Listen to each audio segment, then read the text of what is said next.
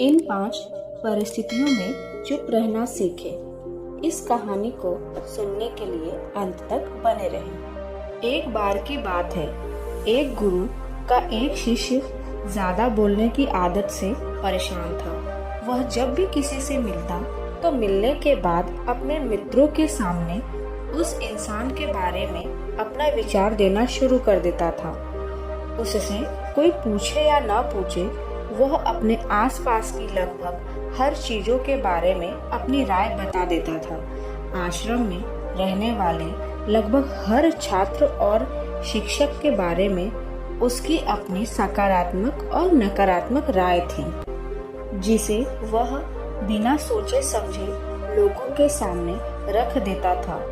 जब भी आश्रम में रहने वाला कोई दूसरा छात्र अपनी समस्या को लेकर उसके पास आता तो वह उसको पूरी बात सुना देता और उसे सलाह देना शुरू कर देता था। वह अक्सर अपने मित्रों से कहता रहता कि तुम्हें ऐसे काम करना चाहिए, तुम्हें वैसे काम करना चाहिए। उसको अपने आसपास चीजों के बारे में जो भी आधा अधूरा ज्ञान था, उन्हें मित्रों के बीच बोल बोलकर अपने ज्ञान का दिखावा करता रहता था। वह भी अपनी इस आदत को बदलना चाहता था, लेकिन वह चाहकर भी हर बार अपनी राय देने की आदत छोड़ नहीं पा रहा था। पर एक दिन वह अपने गुरु के पास गया और अपनी सारी समस्या गुरु को बताई। गुरु ने कहा, बेटा, ज्यादा इंसान वही बोलता है जिसे लगता है वह सब कुछ जानता है, पर जो इंसान यह मानता है कि वह बहुत ही थोड़ा जानता है और ऐसा बहुत कुछ है जो उसे सीखना है, तो वह कभी भी जरूरत से ज्यादा नहीं बोलता और ना ही बिना मांगे किसी को राय देता है। इसलिए पहले खुद के अंदर का ये अभिमान हटाओ कि तुम्हें सब कुछ पता है। शिष्य ने अपने गुरु के सामने अपना सर झुका दिया। गुरु ने कहा, तुम्हारे ज्यादा बोलने की आदत को मैं एक दिन में तो खत्म नहीं कर सकता हूँ। यह आदत तुम्हें खुद ही अपने अंदर धीरे धीरे कम करनी होगी, लेकिन तुम्हें यह जरूर बता सकता हूँ कि किन मौकों पर तुम्हें शांत रहना चाहिए, ताकि तुम खुद को दुखी होने से और किसी बड़ी मुसीबत में पड़ने से बच सको। पहला कारण, जब तुम्हें लगे कोई तुम्हारे भावनाओं को तुम्हारे शब्दों से नहीं समझ सकता, उस समय तुम्हें चुप रहना चाहिए। अक्सर हम लोगों को अपनी दुख परेशानियां बताना शुरू कर देते हैं, जबकि हमारे आसपास रहने वाले ज्यादातर लोगों को इससे कोई मतलब नहीं कि हमारे जीवन में क्या गुजर रहा है। हर इंसान को केवल खुद से मतलब होता है। वह केवल खुद के बारे में बात करना पसंद करते हैं। वह केवल खुद की तारीफ सुनना पसंद करते हैं। उन्हें हमारे जीवन की परेशानियों से कोई मतलब नहीं होता, ना ही वह सुनना पसंद करते हैं। हो सकता है 1 या 2 बार वह तुम्हारी दुख भरी कहानियां सुन भी ले, लेकिन उसके बाद तुमसे दूर भागना शुरू कर देंगे, क्योंकि उन्हें कोई भी किसी दुखी और असहाय इंसान के साथ रहना पसंद नहीं आता। इसलिए कभी भी अपने कुछ करीबी मित्रों और परिवार वालों को छोड़कर किसी ऐसे इंसान को अपनी परेशानी न बताएं जो तुम्हारे बातों को समझने के बजाय उनका मजाक बनाए या तुम्हारी मजबूरी का फायदा उठाए। दूसरा कारण, जब तुम्हें यह पता ना हो कि किसी विशेष मौके पर क्या बोलना है या किसी विशेष घटना के बारे में आधा अधूरा ज्ञान हो, तो ऐसे मौके पर तुम्हें चुप ही रहना चाहिए। ऐसा इंसान जो आधा अधूरा ज्ञान होने के बाद भी उस विषय में बात करता है, तो वह अक्सर मजाक का पात्र ही बनता है और कोई भी ऐसे इंसान को कभी गंभीरता से नहीं लेता। अपनी बात प्रभावशाली तरीके से वही इंसान रख सकता है जिसे उस घटना या विषय के बारे में गहराई से जानकारी है। इसलिए कभी भी आधी अधूरी और इधर उधर से मिलने वाली जानकारी के आधार पर लोगों से अपनी बात मनवाने की कोशिश ना करें। हालांकि दोस्तों, प्रभावशाली बातचीत करना और एक ऐसा इंसान बनना जिससे हर कोई बात करना चाहे, जिसे हर कोई सुनना चाहे, यह भी एक कला है जिसे हर इंसान सीख सकता है। आप भी सीख सकते हैं।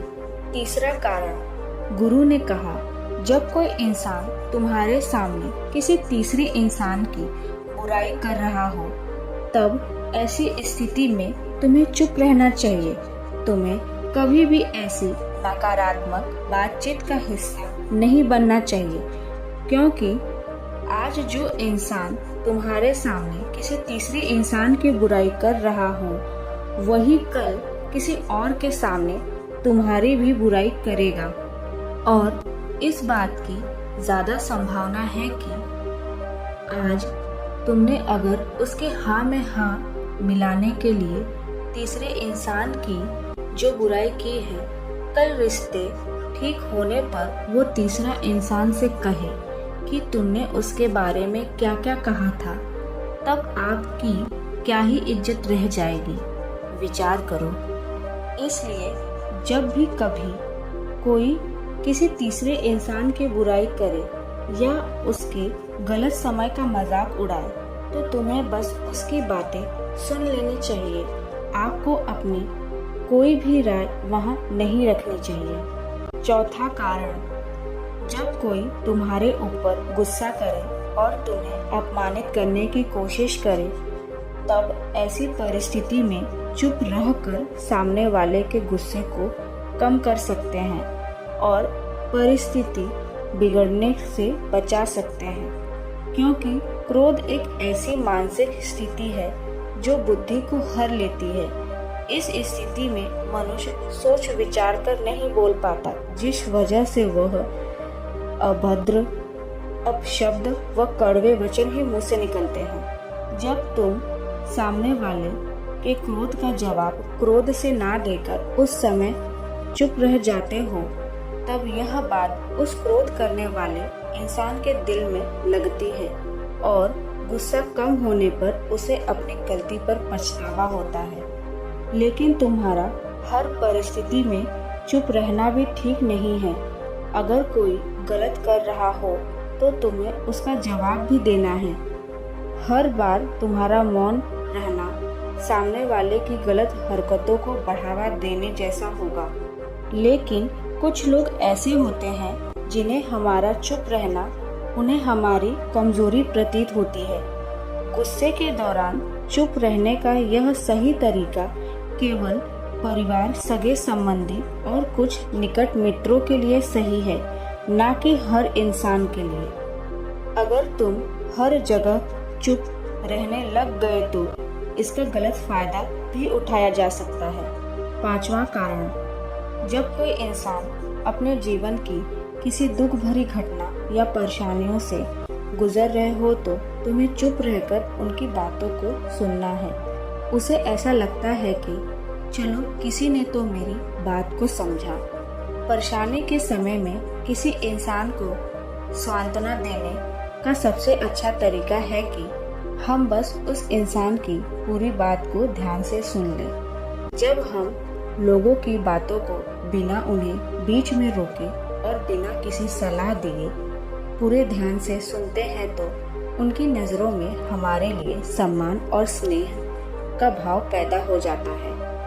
इसलिए जब कोई भी अपनी परेशानी आपसे बताए, बस आपको उनकी बातों को ध्यान से सुनना है और जब तक वह आपसे सलाह न मांगे तो उन्हें किसी भी प्रकार की सलाह नहीं देनी है। गुरु ने कहा कि मेरी बात हमेशा याद रखना, जब तुम कम बोलोगे तो लोग तुम्हारी तरफ ज्यादा आकर्षित होंगे कि तुम क्या हो और तुम क्या सोचते हो। शिष्य ने हाँ में सर हिलाया। शिष्य अब गुरु की बातों को समझ चुका था कि किन किन परिस्थितियों में शांत रहना है और कहाँ पर सोच समझकर या विवेक से काम लेना है।